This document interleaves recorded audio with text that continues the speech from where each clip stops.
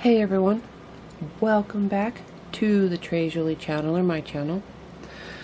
I am here with the August mixed media kit, and I'm doing a little something different this time. I'm doing a voiceover to try to explain how this project came along. It just got kind of really complicated for me when I was working on it. So, as you can see, there is this fairy molds from Prima in the pack, or in the kit. Some modeling material also from Prima to go with that mold. Some Bayou Boogie Gold Magical Powder from Lindy's Game. 3 Distress Oxide Sprays, Faded Jeans, Antique Linen, and Bundled Sage. And of course, the main piece, the main work surface in there, the canvas. And right there you can see it is already primed, so if you want to leave it white, there would be no need to put gesso on it. I have done up some of the pieces from the mold already and let them dry, just so that I would have a head start on this part. And here you go. Right here, I pulled them out before they were all the way dry, and you can see when they just air dry and you haven't glued them down, they do kind of curve up. They will kind of curve up. And even the ones in the mold will kind of turn up a bit there. I like it personally. If you needed them to stay flat, you can pull that out, the modeling material out, before it's all the way dry and glue it down. Or I should say you should be able to. I've done it with other materials before. I've done it with paper clay. And also if you wanted to put it on a curved surface, like if you were putting it on a jar or a bottle, you could do that while it was still wet, as long as you had the right glue for the glass that you were putting it on. Alright, I am going to show you how I did these molds. First, I kind of mixed it up here. I kept a wet paper towel in there, and so I was just mixing up the part that had gotten a little bit damp from that paper towel. And I just break me off a piece, and I just start pushing it in with my hands and just squishing it in.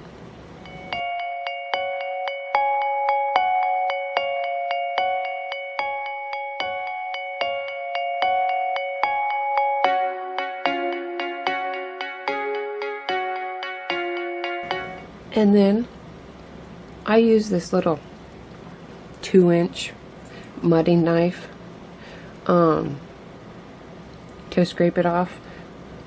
I think that anything that kind of had an edge would work. And I'll show you what I mean. I know it's coming up. Okay. You could just sort of push it off with your fingers if you want, peel it off. You could also use that bigger, like a bigger palette knife like that, because it kind of has an edge. But I like my mudding knife, and as you can see, it sort of just cuts right through. And I do push instead of pulling towards me.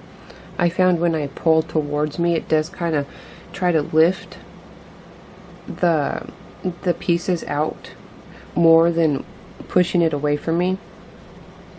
And if I have spots I find that maybe didn't get filled up all the way, I just grab a little piece of the material and fill it in that way.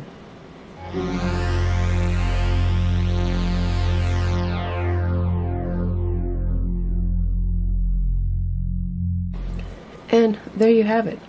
Just flattening it out, cleaning it up some, and I'll set it off to dry while I start working on the background.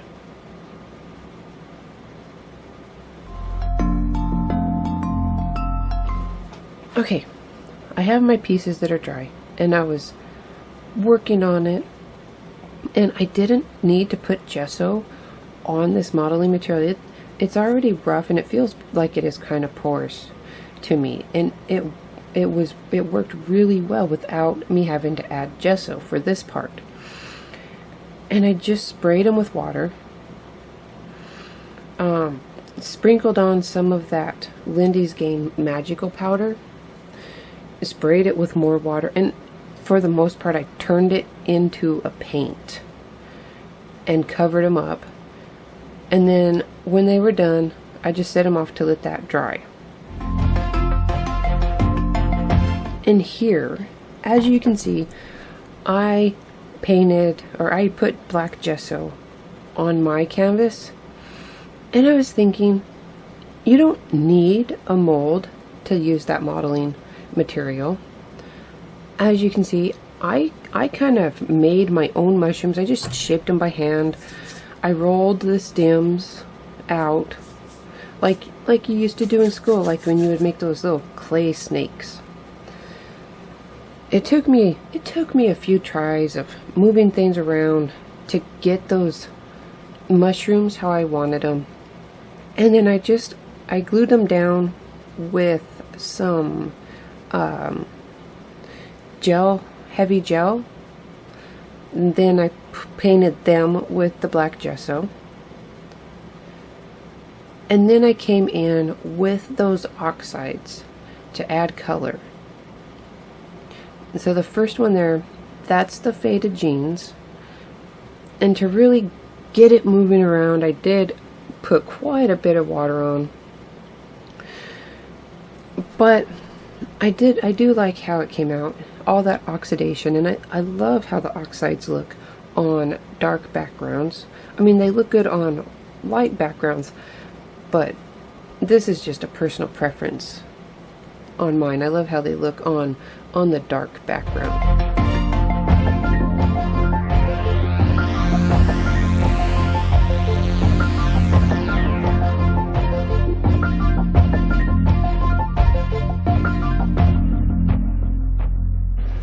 Okay, and this I'm coming in here, this is the bundled sage. And I dry up where it touched the faded jeans first so that it won't reactivate too much and turn muddy. And then here, I wasn't sure. I didn't want to spray on that antique linen, but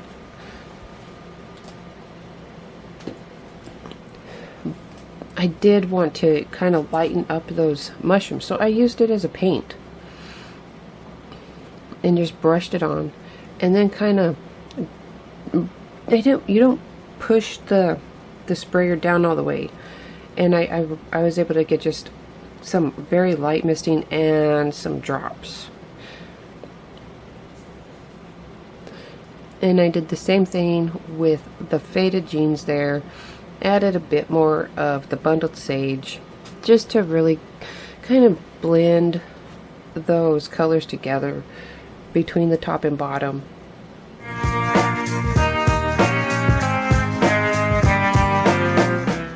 And here I was just using that gel medium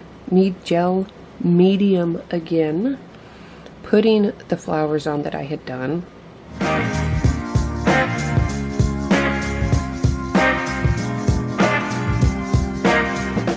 And I don't know how I thought of this one. I just started plunking things down. And so I just kind of put those gold colored flowers, coated flowers on where the stems all intersected for my mushrooms.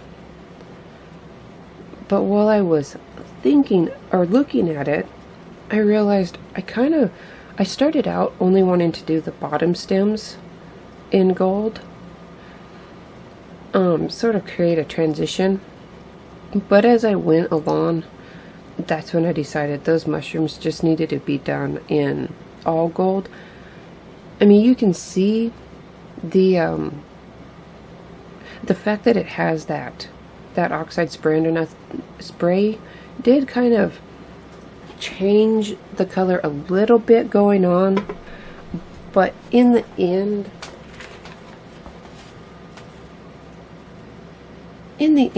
there's really not that big of a difference.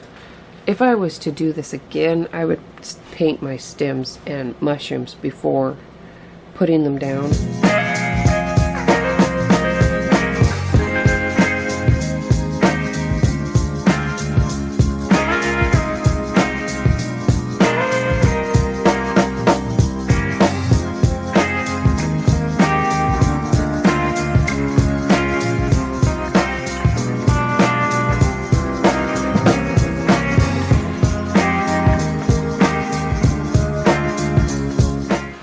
So there you have it. And here I just kind of made a puddle and added some splatters of that Magicals. It's not real dark in a lot of places, but you can see it when the light hits it. And this isn't necessary, but I would highly, highly recommend getting some kind of sealer. The Podge has one that it doesn't cost too much. I think that it's like $7 a can. But you might need more than one.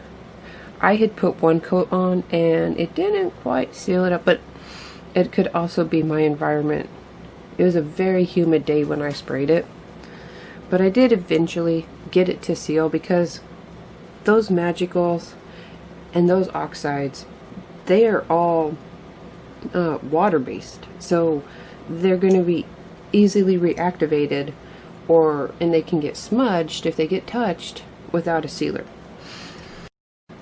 Alright, I'm going to put up a picture right now of my fully finished, fully dried, fully sealed project.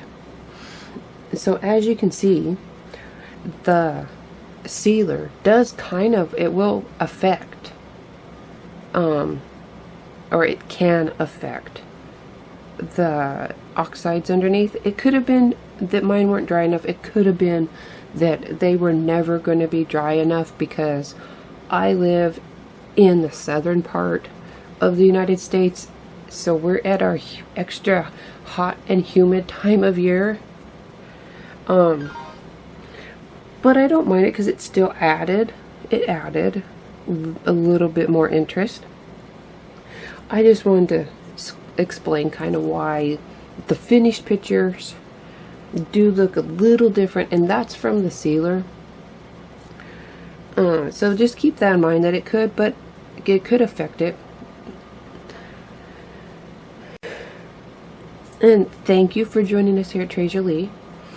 I hope you enjoyed this project and that it gave you some ideas on what can be done with the items in the kit and what those items can do and how they can be used.